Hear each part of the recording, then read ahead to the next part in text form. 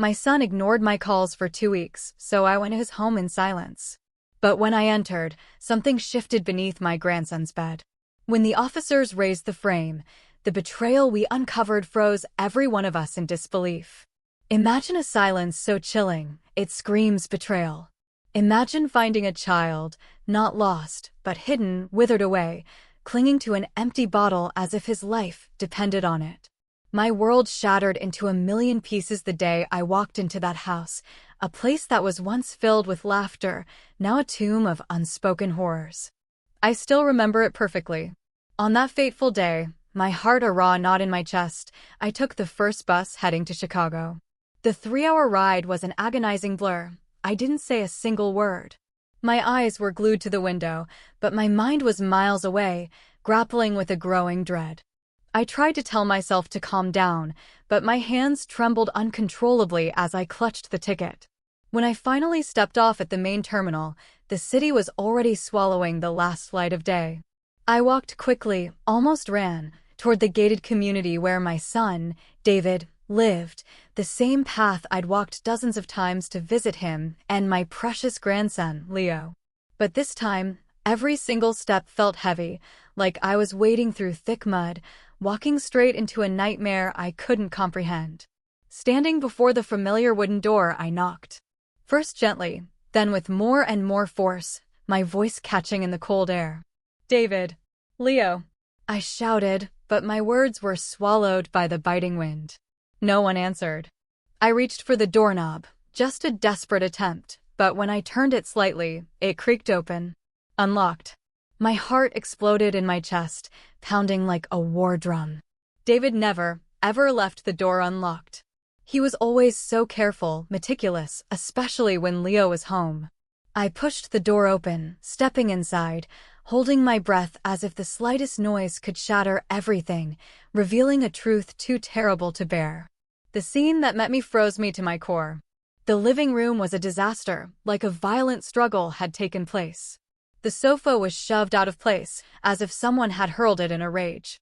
On the floor, a coffee mug lay in 1,000 shattered pieces, its white porcelain shards mixed with a dark, dried coffee stain.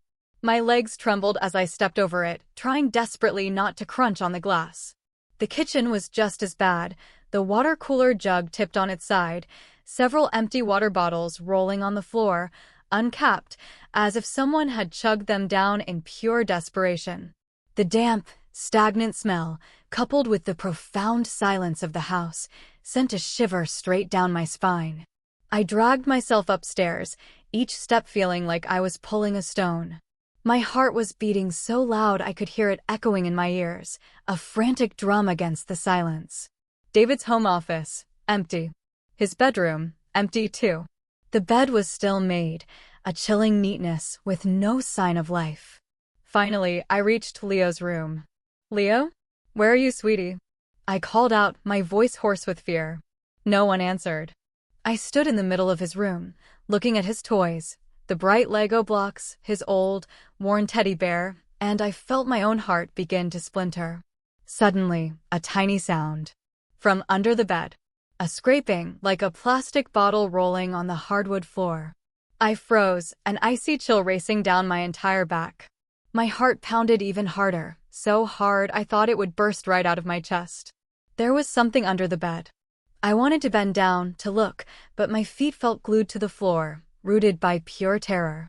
I took a step back, grabbing the edge of the desk with a trembling hand, just to keep from falling apart. "Leo?" I called out again, but only silence answered me. Except for that tiny, clear sound, a warning. Panic overwhelmed me. I ran out of that house, my hands shaking so badly that I had to dial the police number 3 times before I got it right. "My son is missing. I haven't heard from him in 2 weeks." I practically screamed into the phone, my voice cracking, tears streaming down my face. "There's a strange noise under my grandson's bed." I stammered, not even sure what I was saying, only knowing that I needed someone to come, and fast. In less than 10 minutes, the red and blue lights of a patrol car flickered through the windows. I led the 2 police officers to Leo's room, and with a shaky finger, I pointed at the bed. "Under there," I whispered, not daring to look. A young, tall officer knelt down. "Is anyone under there?" he asked in a firm, steady voice. A heavy silence, so thick it felt like it was suffocating me, filled the room. Then, without another word, the two officers lifted the bed in one swift, shocking motion. And there I saw him. It was Leo, my sweet grandson, curled up underneath. He was so thin, his hair matted with sweat, his clothes filthy and giving off a sour smell. He was clutching an empty water bottle, his eyes wide open, but utterly expressionless, as if he were staring into a world I couldn't possibly reach. I stood there, paralyzed, feeling my heart stop dead in my chest. The two officers were also in shock, unable to utter a single word. I fell to my knees, wanting desperately to hug him, to pull him into my arms, but my hands were shaking so much I didn't dare touch him. "Leo, my boy," I whispered, tears blurring my vision. He didn't respond. He just stayed there, clinging to his bottle as if it were the last thing keeping him alive. I didn't know what had happened, not yet, but I knew, with a chilling certainty, that this nightmare was just beginning. My name is Eleanor. I'm 61 years old, and I live alone in a small town not far from a major Midwestern city. My story, the one that led me to that horrifying discovery, truly began that morning in late October when I first realized David was gone. It was 2 eternal weeks where I lived with an anxiety that twisted my stomach into knots, an anxiety that had no answers. That first day, I called David, just like I always did, to see how he was. I was sitting at my kitchen table, phone in hand, listening to it ring over and over until it finally went to voicemail. No answer. I sent him a message, short and simple, "Are you okay, son?" But the message just sat there, undelivered. That's when the knot in my stomach tightened, a cold premonition that something was terribly wrong. But I told myself he was probably busy, that his phone battery had died, or he was somewhere without a signal. David is an independent man, always doing his own thing, so I tried to calm my worries. But in the following days, that worry grew, burning inside me like a slow, insidious fire. I called him at the strangest hours, at dawn, late at night, even at noon, when I knew he usually took his lunch break. And always, just silence. I left him voicemails, my voice trembling with growing fear. "David, where are you? Call me, please. I'm so worried." But they, too, were lost in the void, no sign that he had ever heard them. I started to imagine the worst. David wasn't the type to just disappear without a word. He always called me every week, told me about his job, about Leo, my grandson, about the normal days of a father and his son. This silence was not David at all. By the 5th day, I couldn't take it anymore. The anxiety was eating me alive, shredding my nerves. I tried calling his landline, hoping to hear his voice, or at least Leo's, that 8-year-old boy who never stopped telling me about school. But I only heard the phone ring and ring in an empty house until I finally hung up, defeated. I opened the messaging app the kids use and wrote to Leo, "Sweetie, where are you? Call Grandma." The message sent, but the read receipt never appeared. My heart sank. Leo is young, but he knows how to use a phone, and he loves his grandma very much. He always answered as soon as he saw a message from me. I started calling David's friends and coworkers. They were all surprised, their voices hesitant. "I haven't seen David all week," a coworker told me. "I thought he was on vacation." A close friend of his said, "The last time we talked was last month." David told me he was swamped with work. No one knew anything more. The more I asked, the more I felt like I was lost in a vast, empty space with no answers. David is not one to disappear without notice. He's a dedicated father, a caring son. Something had to have happened. On the 10th day, I couldn't stand the waiting any longer. I looked up the neighbors who lived near David's house, calling everyone I had a number for. They sighed on the other end of the line, their voices full of pity. An elderly woman who lives across the street from David's house, Mrs. Henderson, told me that last week, on the night of the storm, she saw a light in David's house suddenly turn on and then off.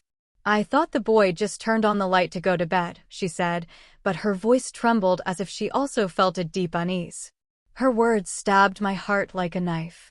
The night of the storm. A light that turns on and off. Something was very wrong. I was sure of it. 2 weeks passed, and all my efforts were in vain. Not a message, not a call, not a sign. I couldn't sleep. I spent my nights staring at the ceiling, imagining everything. Did David have an accident? Was he kidnapped? Or did he just leave? But no, David would never leave Leo. Leo was his whole world. And Leo, my grandson, where was he? The more I thought, the more I couldn't breathe. I couldn't just stand by for another minute. I decided to go to David's house, and what I found only made my anguish grow.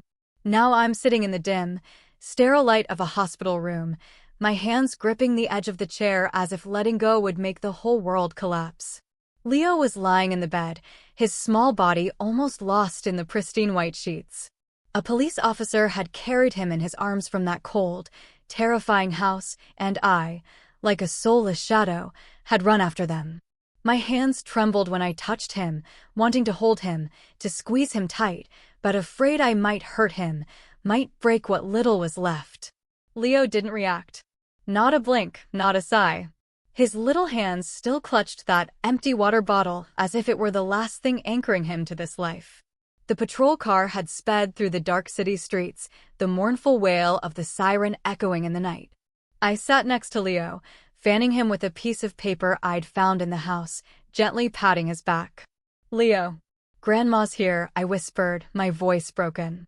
But the boy remained a living statue, his eyes wide open, staring at nothing, at some distant, invisible horror.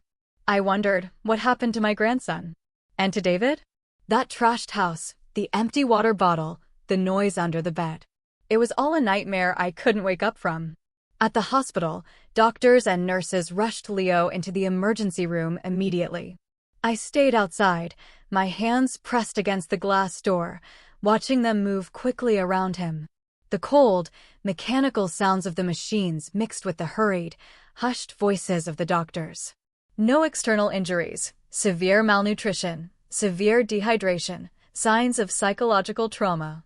Every word was like a fresh stab to my heart. Psychological trauma.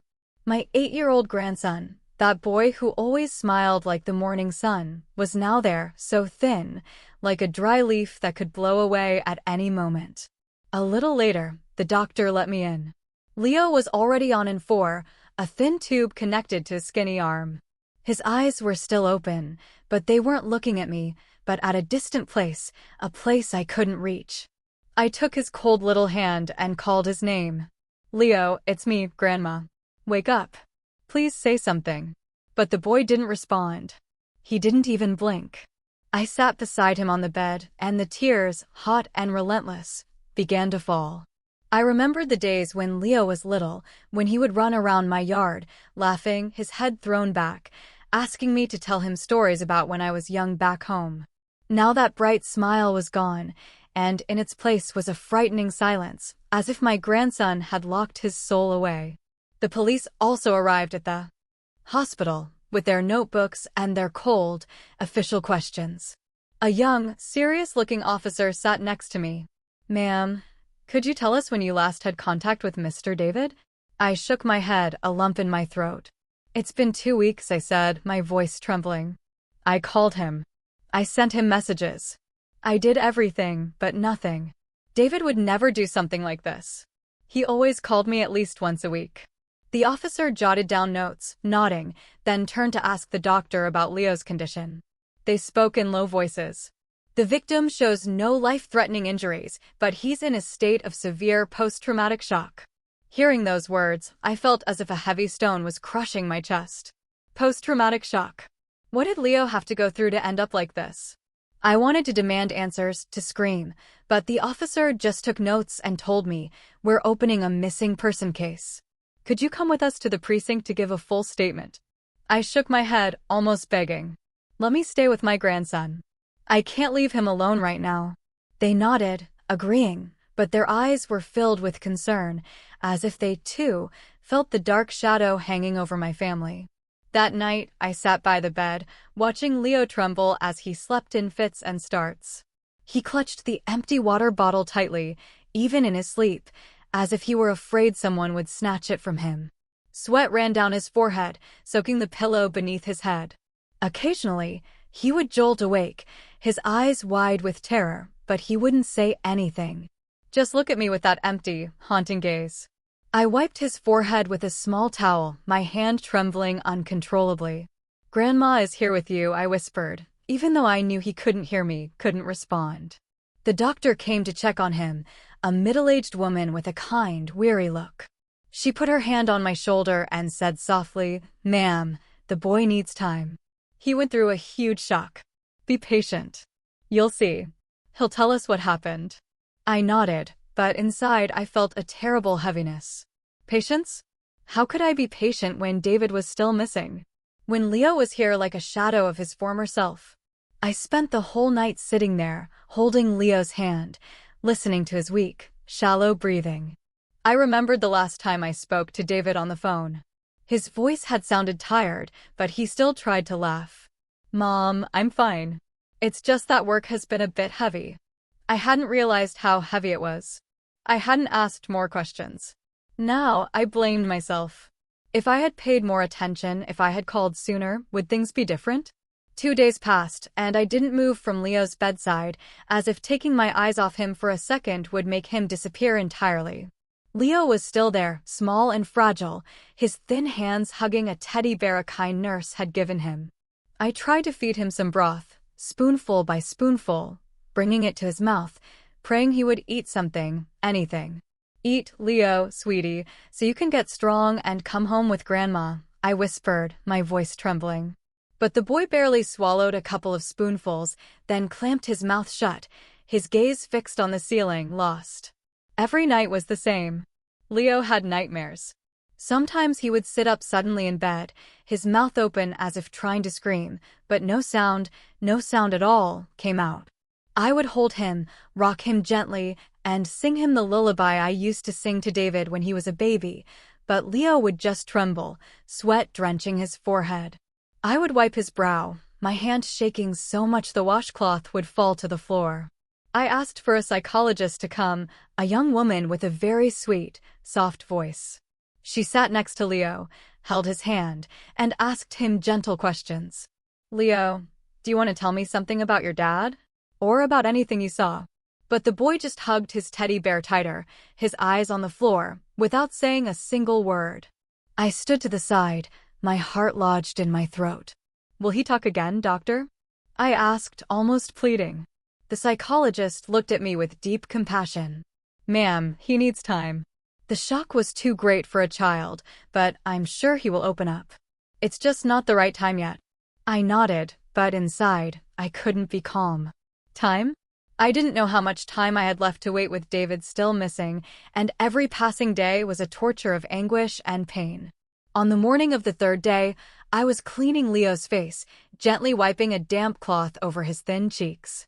I tried to smile and started telling him an old story about David, about when he was a boy and broke one of my vases, and tried to tape it back together.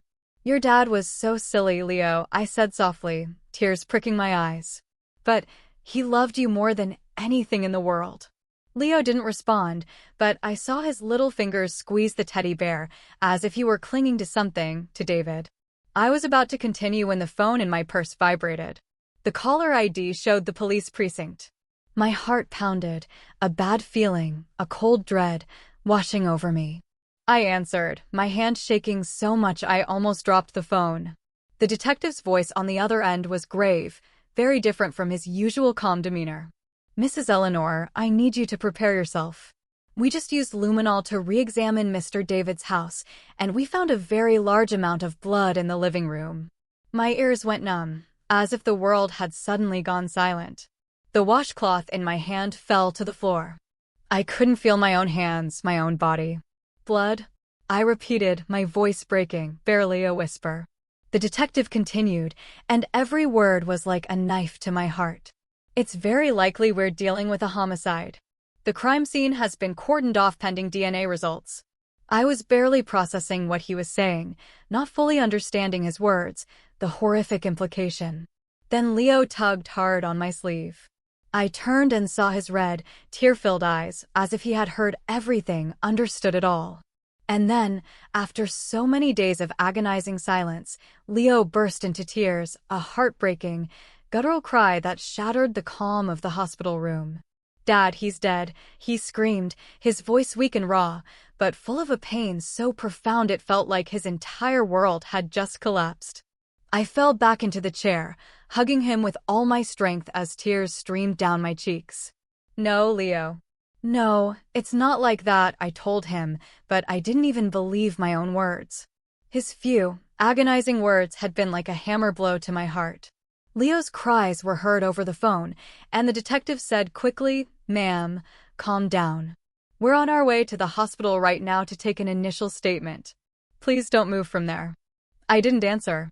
I just hugged Leo tighter, letting my tears soak his clothes, feeling his small, trembling body against mine. The nurses and doctors rushed in, surely alerted by the sound of Leo's anguished sobs. A young nurse knelt down and put her hand on my shoulder. "Mrs. Eleanor, stay calm. Let us take care of the boy." But I shook my head, holding Leo even tighter. "No, I have to be here with him," I said, my voice choked. I couldn't leave him. Not now. Not after he had just spoken those horrible, soul-crushing words. The doctor checked Leo and gave him a mild sedative to calm him down. He slowly stopped crying, the sobs gradually fading, but his eyes remained red, looking at me with a pain I couldn't soothe, couldn't heal. I stroked his hair, whispering, "Grandma's here, Leo. I'm not going anywhere." But inside, I felt like I was falling into an abyss. If David was really... I couldn't dare to finish the thought. I remembered the last time I saw my son, when he came to visit me in my town, bringing me that sweet corn cake that I loved so much. "Mom, take care of yourself, okay?" he had said, with his bright, genuine smile. Now that smile felt like a distant memory, erased by the detective's words and Leo's raw, guttural cries. An hour had passed since the detective called about the blood in David's house. Now they were at the hospital, a recorder and a notebook ready. A young, tall, and slim police officer sat by the bed and said in a soft but careful voice, "Leo, can you tell us, and your grandma, what happened?" I felt Leo tremble in my arms, his thin little shoulders tensing up. He lowered his head, clutching the teddy bear in his hands as if holding on to something, anything, to keep from sinking entirely. I stroked his hair and whispered, "It's okay, Leo. Just tell us. Grandma is right here with you." I tried to make my voice sound calm, but inside I felt like I was on the very edge of a cliff. I was terrified of what he was going to say, but at the same time, I desperately needed to know the truth, no matter how painful, how gut-wrenching. After a few agonizing minutes of silence, Leo nodded slightly. A movement so small, so fragile, it broke my heart anew. I held my breath, squeezing his shoulder, and listened to each of his weak, broken words, as if each one was a shattered piece of his soul. That night, it was raining really hard, Leo began, his voice trembling, almost a whisper. I was playing with my Legos in my room, building a really tall tower that Dad said was the prettiest. He paused, looking at his bear, squeezing it tighter. And then the doorbell rang, many times. I got curious and went to see. Dad was at the door, looking through the peephole, and his face was very tense. I'd never seen him like that. A chill ran down my spine. David was always calm. He always knew how to hide his worries, to protect Leo. What had scared him so much? Leo continued, his voice getting quieter, fading. Dad turned around and saw me standing there. He ran to me, knelt down, and whispered, "Leo, get under the bed quickly. Don't come out until I call for you. You hear me?" I was scared, but Dad pushed me toward my room in a hurry. I got under the bed, and Dad even pulled down the comforter to cover it so no one could see me. I pictured my little boy, only 8 years old, huddled under the bed in the dark, not knowing what was happening, and I felt my heart ache, a deep, searing pain. Through a little gap in the comforter, Leo continued, I saw my mom come in with a very tall man. That man's face was very cold. He didn't say anything. He was just standing there with his arms crossed behind my mom. I was frozen. Sarah, Leo's mom, David's ex-wife. I never thought she would come back, or rather, that she couldn't come back after everything that had happened. Leo trembled and his voice broke again. My mom looked all around the room and asked, "Where is Leo?" I got so scared. I thought she was going to find me, but my dad told her in a calm voice he went to his grandma's for winter break. I knew Dad was lying, but I didn't dare to move. I felt hot tears roll down my cheeks. The police officer didn't stop writing, his expression serious, but I saw his hand pause for a moment when Leo continued. Then my mom started yelling at him. She was asking Dad for money. She said something about a debt that Dad had to pay if he didn't want trouble. But Dad shook his head and wouldn't give her any money. He told her she had gone too far, that she had bothered him enough. Hearing that broke my soul. David had tried so hard to escape Sarah's shadow. He had tried to build a new life for himself and Leo, a peaceful one, but she had come back, bringing chaos and trouble with her. Leo stopped, breathing heavily as if the memory was dragging him back to that night of terror. I rubbed his back and whispered, "Take it easy, sweetie. Grandma is here." The boy took a deep, shaky breath and continued. "Dad." My mom and the tall man started fighting really bad. My mom was screaming, and the other man got closer, saying something like a threat. I didn't hear it clearly, but I saw him push my dad. Dad stumbled back, and then he pushed him harder. Dad fell and hit his head on the corner of the table. There was a loud thud, and red water started coming out. Leo trembled uncontrollably, hiding his face in my chest, and burst into fresh tears. I saw Dad lying there, not moving. I wanted to come out. I wanted to call him, but I was scared. I was so scared. I hugged him with all my strength, my tears soaking his hair, the image of David falling replaying in my mind like a terrifying, endless nightmare. The police officer in front of me stopped writing and looked at me with compassion. "This statement is very important, Mrs. Eleanor," he said in a grave voice. "We are going to investigate this as a possible homicide. The boy has been very brave." I nodded, but inside I felt an emptiness that nothing could fill. Leo kept crying, his sobs like knives twisting in my heart. I looked at the officer and said with a choked voice, "Are you going to find her?" "About Sarah and that man." He nodded firmly. "We will do everything possible, Mrs. Eleanor. I promise you." When the police left, I stayed there, hugging Leo, feeling the heavy, suffocating shadow of tragedy that had just fallen upon my family. That night after the police left, I couldn't sleep a wink. Leo's soft sobs echoed in the room, each one a fresh stab to my heart. He moved his lips, calling for his dad in his dreams, his voice so faint I had to lean in close to hear him. Every time he stirred, I would gently wipe his face with a warm cloth, hoping to soothe even just a little of the pain he carried.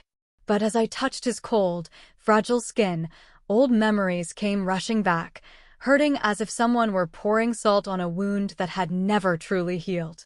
I remembered David when he was young, in his 20s, his career just beginning, his eyes full of bright, unshakable faith in the future.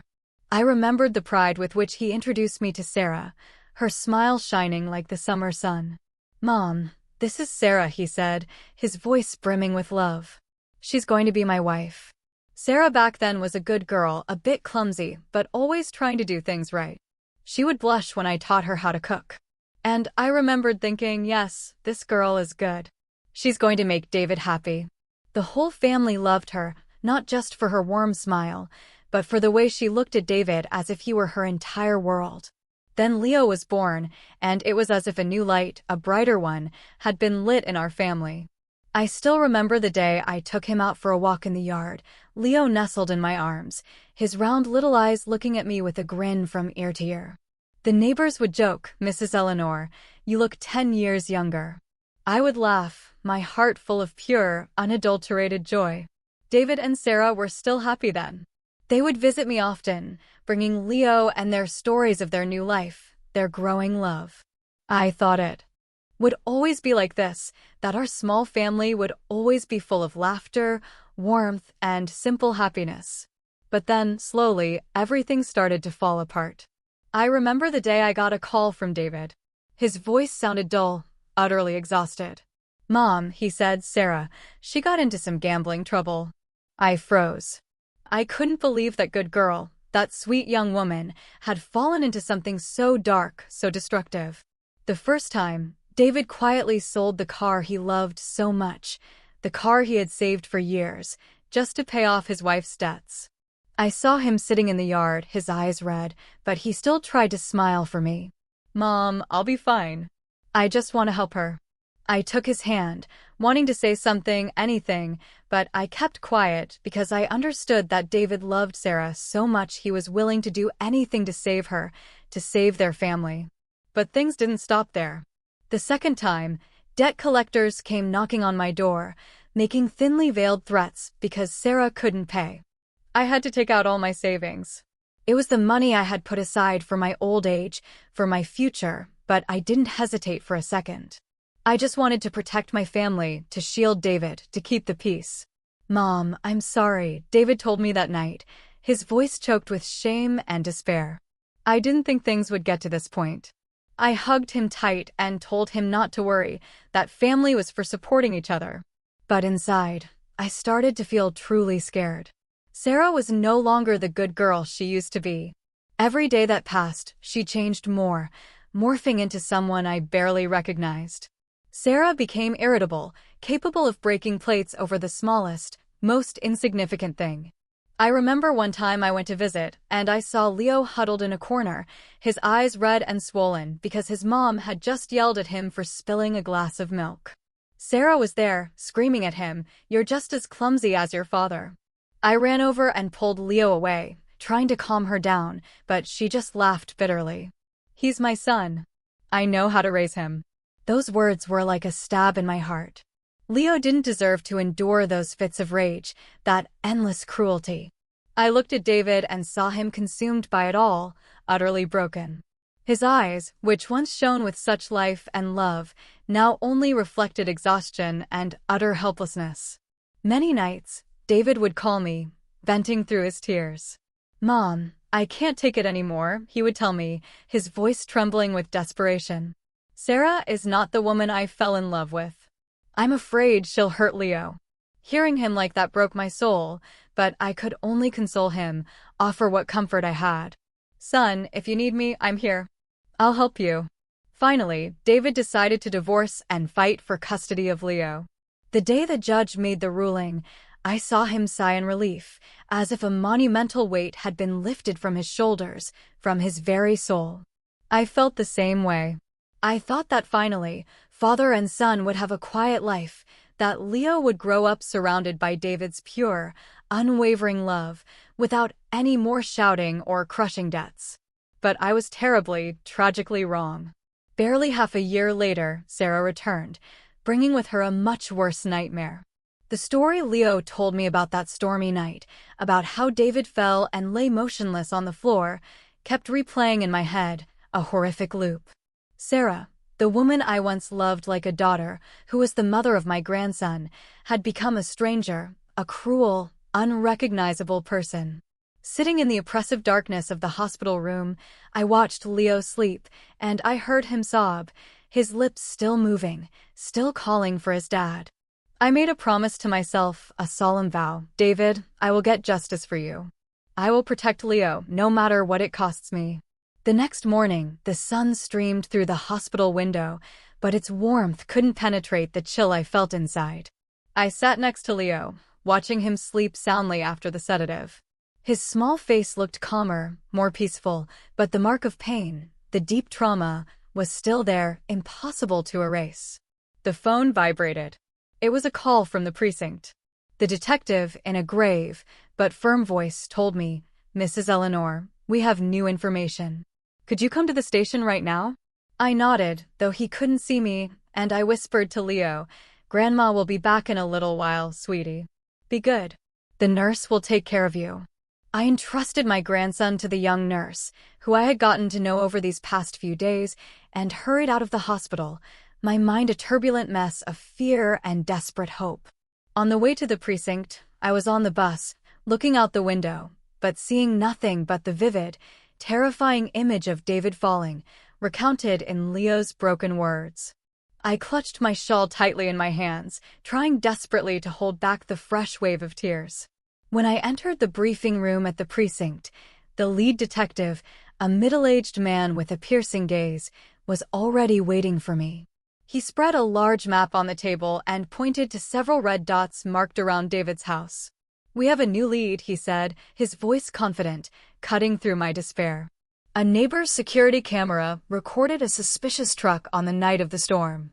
I held my breath, my heart pounding like a war drum, as he played the video on the screen. The image was blurry and shaky low quality, but I still clearly saw a dark truck parked in front of David's house. Under the dimmed street light, I could make out the shape of something long, covered with a tarp in the back. Minutes later, this truck drove away, vanishing into the night. The detective continued, pointing to another video. "We can't see the license plates clearly. They're too blurry, but the model matches one used by a local loan shark gang." I clenched my fists, my nails digging into my palms, the pain a sharp anchor. Leo's story flashed back to me, Sarah, and the strange man, wrapping David in a blanket, dragging him out of the house. That long thing in the truck. I didn't dare to think further, but the pain was like a sharp knife in my heart. A young officer standing beside him added, "We've already checked the recordings from nearby traffic cameras. The truck appears at a couple of points, but then we lose its trail on the outskirts. We're already coordinating with patrols to search for it." I nodded, but I felt my head spinning, a dizzying mix of hope and dread. "Are you sure that truck has something to do with it?" I asked, my voice trembling.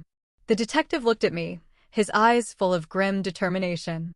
"It's circumstantial evidence, Mrs. Eleanor, but very important. We're not going to let any lead go."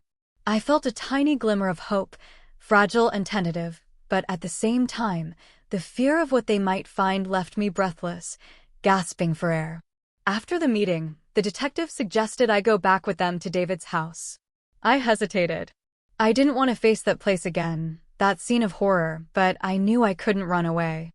When we arrived, the yellow police tape was still blocking the door, a stark, painful reminder of the nightmare that had occurred. The forensics team was working inside, carefully collecting samples, taking pictures of the scene. I stood on the porch, my gaze fixed on the dried coffee stain on the living room floor, where just a few days before I had entered and found everything utterly destroyed. That coffee stain, along with the pieces of the cup, was like a scar that would never heal in my mind, forever marking that spot. Suddenly, an elderly neighbor, Mrs. Henderson, approached, leaning on her cane, and whispered to me as if she were afraid someone would hear her. "Eleanor, on the night of the rain, I heard a very loud fight at David's house. Shouting, the sound of furniture moving. I wanted to call the police, but I was scared. Scared of getting into trouble." The woman lowered her head, her eyes full of profound guilt. I took her hand and said with a choked voice, "Thank you for telling me. Can you tell the police now?" Mrs. Henderson nodded, and I took her to the young officer. He wrote everything down carefully, thanked her, and promised to investigate further. I watched Mrs. Henderson walk away, my heart heavy. I blamed myself, wondering if I had arrived sooner, if things would have been different. Before we left, the detective gave me a gentle pat on the shoulder and said in a low, compassionate voice, "We're going to find that truck, Mrs. Eleanor. Have faith." I nodded, but inside, I didn't know if I had any strength left for hope. I left the house. The sun was shining brightly, but my heart was cloudy, as if it were about to rain. A few days after hearing Leo's terrible story, I received another call from the precinct. The detective's voice sounded as grave as ever, but with a hint of urgency. "Mrs. Eleanor, we found the address of the apartment complex where Sarah lived. Do you want to come with us?" I looked at Leo, who was sitting on the hospital bed, hugging his teddy bear and staring out the window with a lost, empty look. I didn't want to leave him, not for a second, but I knew I had to go.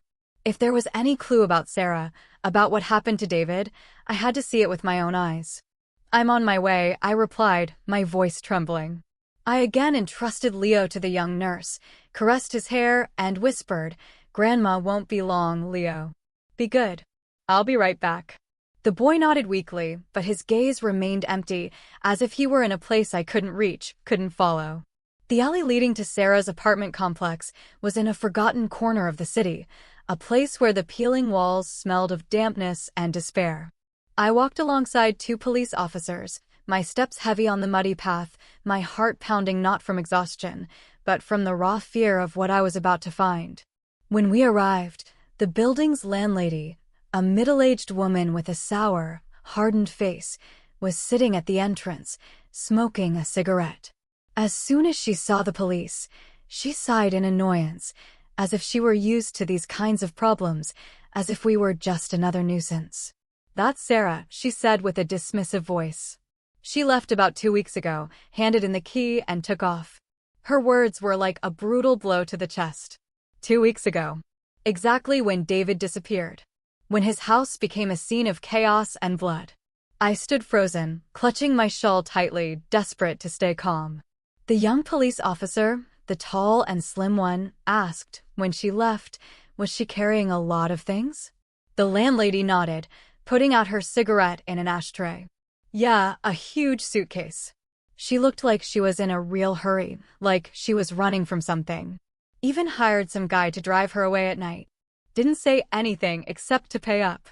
Just as we were about to leave, a strange man appeared at the end of the alley. He had a rough, menacing appearance, with a worn leather jacket and a face full of scars, a hard, cold look in his eyes. He approached and asked the landlady in a harsh, hoarse voice, "Is Sarah still here? I need to see her urgently."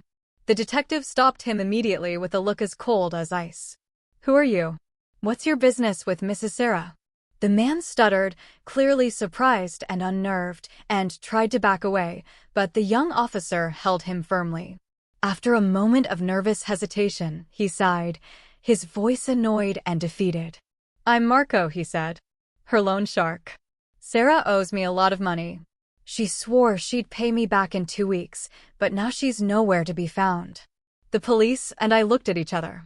No one said anything, but I knew we were all thinking the exact same thing. The moment Sarah fled. The moment David disappeared. And now, the promise of a large sum of money. It all fit together in a terrifying, sickening way. The young officer muttered, almost to himself, why would she be so sure she'd have a large amount of money in 2 weeks if she was so desperate before that she had to seek out her ex-husband? That question was like a knife plunged directly into my heart. A bad feeling grew inside me, cold and cruel, making me tremble uncontrollably. There was something darker, far more sinister, behind all this, and I feared the truth was even more painful than I had already imagined. That night, I sat by Leo's bed, the dim light from the hospital hallway illuminating his sleeping face. He was still hugging his teddy bear, as if it were the only thing anchoring him to this turbulent, terrifying world. I took his hand, feeling the faint warmth of his thin fingers, and tried desperately to calm myself, to quiet the storm raging in my mind. But then, like a flash of lightning in the dark, a vague memory surfaced, a memory I had long since buried, making my heart race, cold dread gripping me. Many years ago, when David and Sarah were still happy, David proudly showed me a life insurance policy he had bought. "Mom, I want to protect my family," he had told me with his radiant, hopeful smile.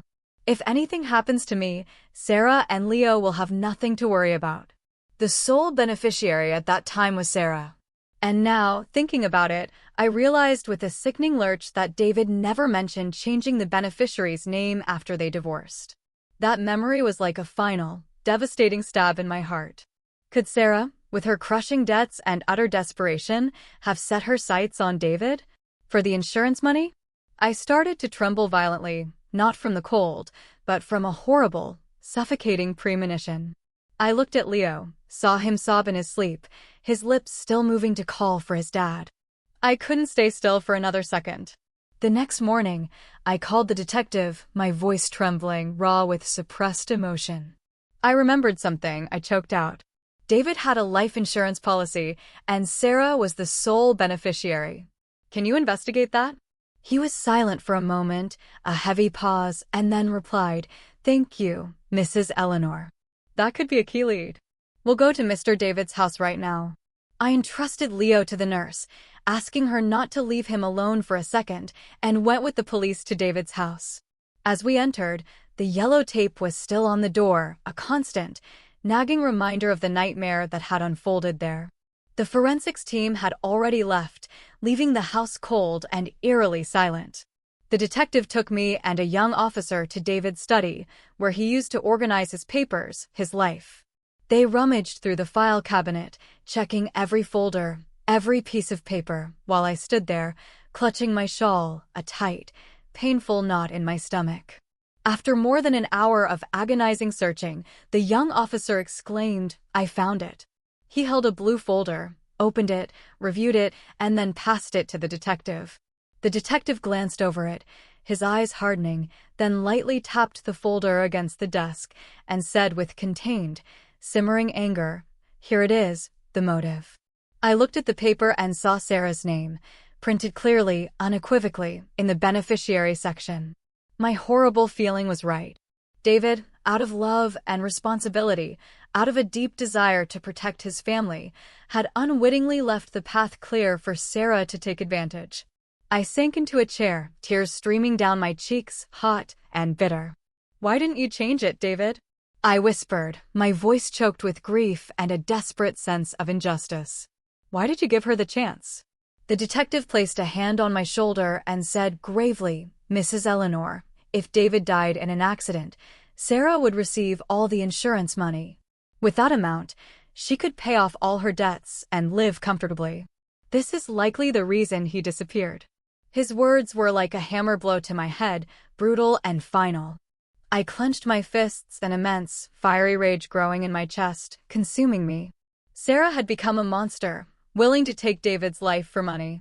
I remembered her face when she was young, when she smiled happily next to David, full of light, and I wondered what had made her change so much. Ambition? Desperation? Or was she simply a person who had truly lost herself long ago? That afternoon, when I returned to the hospital, the phone rang again. It was the detective. His voice sounded even more urgent now, strained. "Mrs. Eleanor, we've just received news from the investigation team. They found an abandoned frozen goods warehouse on the outskirts, a place the Lone Shark Gang uses for their illegal activities. We've already sent a special team there." I felt my heart pound like a war drum, a frantic rhythm against my ribs. "What do you suspect?" I asked, my voice trembling, barely audible. He hesitated. "We're not sure, but it's possible that we might find some clue about Mr. David." I sat by Leo's bed. My hands were shaking so much I couldn't even hold a glass of water, utterly consumed by a cold dread. That night, when Leo was already asleep, the phone rang once more. I answered, my hand shaking so violently I almost dropped it. The police officer's voice on the other end was halting, as if he were choosing his words very, very carefully. "Mrs. Eleanor, we found a body, a man hidden in the frozen goods warehouse. We suspect it's Mr. David." I collapsed, a lump forming in my throat, unable to utter a single word, unable to breathe. My world fell apart, completely, utterly. David, the person I loved most in this world, was now just a body, a forgotten casualty in a cold warehouse. I wanted to scream that it wasn't true, that it was a terrible mistake, but only tears, hot and endless, came out. "Are you sure?" I whispered, my voice broken, shattered. "We need you to come and identify him," he replied, his voice full of pity, a gentle, sorrowful tone. "But please prepare yourself." The next morning, I went with the police to the morgue, feeling a terrible, crushing fear clutching my heart.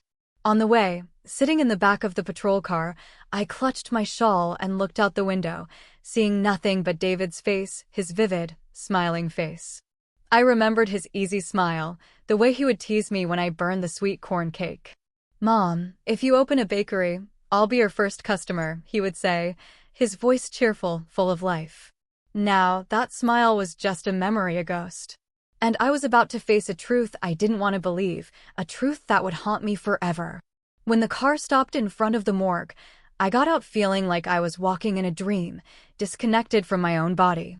The young police officer, the one who had been with me these past few days, put a hand on my shoulder and said softly, "Mrs. Eleanor, are you ready?"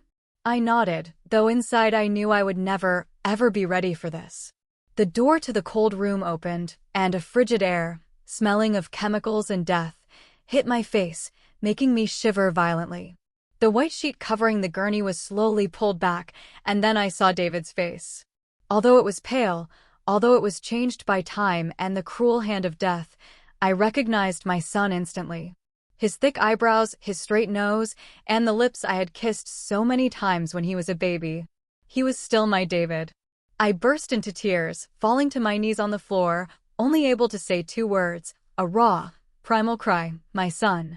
I wanted to touch him, to hug him one last time, to feel his warmth, but my hands were shaking so much I couldn't even lift them. The young police officer helped me up, his voice full of profound sorrow. "We are so sorry, Mrs. Eleanor. Please sit here." But I didn't want to sit. I didn't want to do anything but scream at the world, to demand why my son had to be gone like this, taken from me so cruelly. When I calmed down a little, the medical examiner, a middle-aged man with a grave, somber voice, approached. He held a folder and explained, the victim died from severe traumatic brain injury caused by a strong blow against a hard object. The time of death is estimated to be the night of the storm 2 weeks ago. His words confirmed what Leo had told us about that terrible night when David fell and lay motionless on the floor. I nodded, but every word he said was like a knife sinking deeper into my already shattered heart. "Thank you," I whispered, not quite sure why I was saying thank you. Maybe for the truth, as cruel and devastating as it was. The police didn't stop. They expanded the investigation, meticulously examining the truck that the security camera had recorded. The detective called me at noon, his voice full of determined, unwavering resolve. "Mrs. Eleanor, we found a blanket stained with red and a woman's jacket in the truck bed. The DNA results confirm the stain is Mr. David's blood, and the jacket belongs to Sarah." I collapsed into a chair in the hospital hallway, my hands pressed to my chest, gasping for air. All the loose pieces now fit together, forming a chillingly clear picture of the crime. Sarah had really done it. She had taken David's life. Using the statement from Marco, the loan shark we found at the apartment complex, the police quickly arrested the unknown man who had accompanied Sarah that night. They invited me to the precinct to watch the interrogation from outside, through a one-way mirror. The man with the rough appearance initially denied everything, grunting, "I don't know anything." I just went with her. But when the police showed him the irrefutable evidence, Sarah's jacket and the blood-stained blanket found in the truck, his face turned pale, and he started to sweat, his bravado crumbling. The detective told him in a harsh, unforgiving voice, "Do you think we don't know? You helped her hide the body. Talk, if you don't want your sentence to be worse." Finally, to get a deal, he confessed where Sarah was hiding, an abandoned house on the outskirts of the city where she was trying to lie low. I stood outside the interrogation room, clutching my shawl, feeling the world spin around me, a dizzying whirlwind of disbelief and pain. Sarah, the woman who once had dinner with my family, who laughed with Leo, was now a fugitive, a murderer, carrying a heinous crime on her shoulders. I remembered the last time I saw her before she and David divorced. She looked at me with cold, dead eyes. "Stay out of it, Eleanor. This is between David and me." I had tried to stop her. I had tried to tell her that Leo needed his mother, but she just laughed bitterly. Now that chilling laughter came back to my mind like a warning I had tragically ignored. A few days after identifying David's body, I received the news that the police had arrested Sarah. They caught her in a small copy shop, desperately trying to forge documents to flee the city, to vanish. The detective called me. His voice was soft, but firm, resolute. "Mrs. Eleanor, we have her. Do you want to come to the precinct?" I hesitated, looking at Leo, who was drawing quietly on the hospital bed, still hugging his teddy bear, lost in his own world. "No," I replied, my voice choked with emotion. "I don't want to see her. Just make sure she doesn't escape." But in the end, as the police led Sarah down the hallway of the precinct, I watched from a distance, hidden, seeing her handcuffed, her face gaunt, her hair disheveled. I felt a complex mix of intense anger and, deep down, a strange, profound pity. Sarah, who was once my daughter-in-law, who was Leo's mother, had destroyed her own life, and the lives of the people she loved most. The trial took place in the city courthouse, attracting the intense, hungry attention of the press and the public. I sat in the front row, holding Leo's hand tightly, feeling his little hand tremble uncontrollably in mine. He hadn't wanted to come, had begged me not to make him, but I gently convinced him. "Leo, we have to do this for your dad. Grandma will be right here with you." He nodded, but his eyes were still full of a raw, unshakable fear. The courtroom was packed, suffocating. The air felt heavy, thick with tension, like a rope about to snap. The prosecutor, a tall man with a sharp, booming voice, stood up and presented the damning evidence, one piece at a time. He played the recording of Leo's statement, my grandson's small, trembling voice recounting the horrifying night of the storm. Hearing it squeezed my heart, a crushing pain, and I hugged Leo tighter as he lowered his head, hiding his face in his teddy bear, seeking refuge. The prosecutor continued, showing photos of the blood-stained blanket and Sarah's jacket found in the truck. The DNA results confirmed that the blood belongs to the victim, Mr. David, he said, his voice cold and unwavering. He then projected the images from the security camera, the blurry truck, lurking under the street light, carrying something long and sinister, covered with a tarp. Finally, he held up the life insurance policy folder, pointing dramatically to Sarah's name as the sole beneficiary.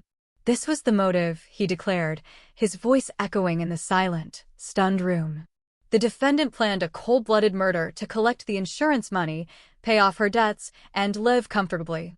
I looked at Sarah sitting in the defendant's box, her head bowed in shame, or perhaps defiance.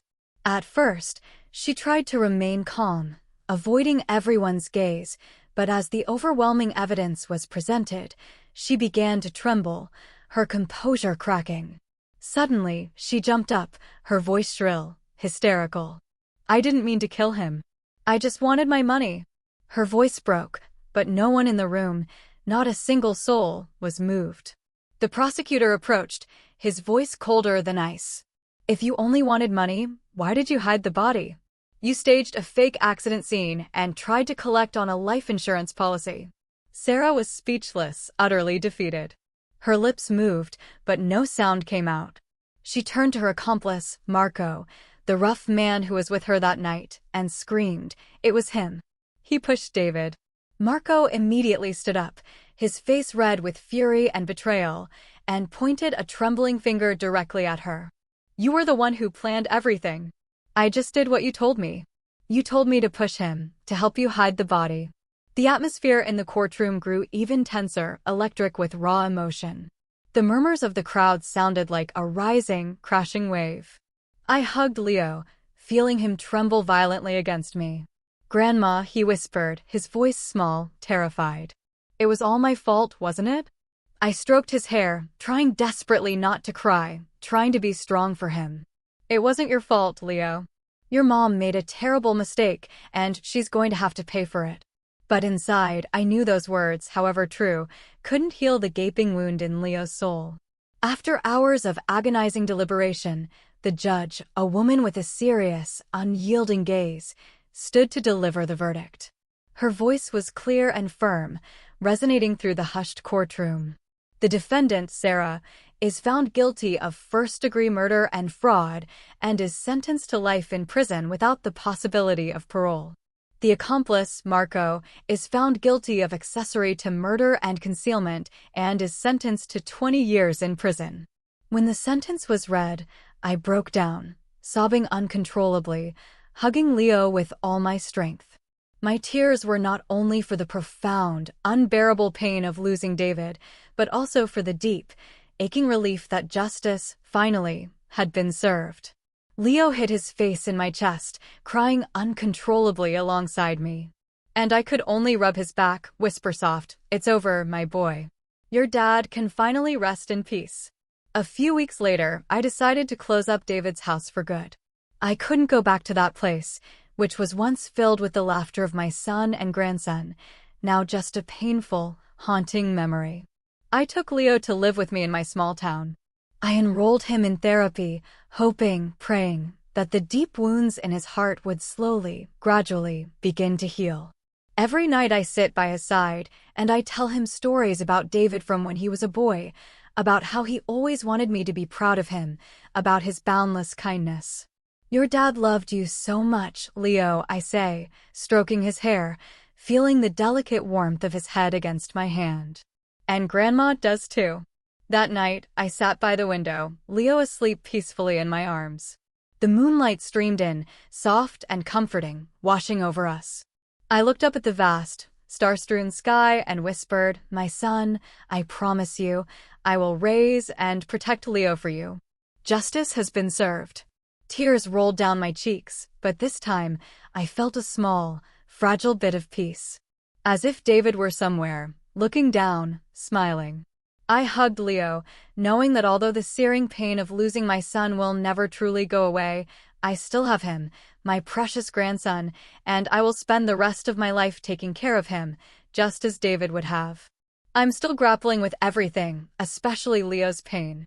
If you've ever faced such a profound betrayal or seen someone struggle to heal from a trauma this deep, what advice would you offer for rebuilding a life?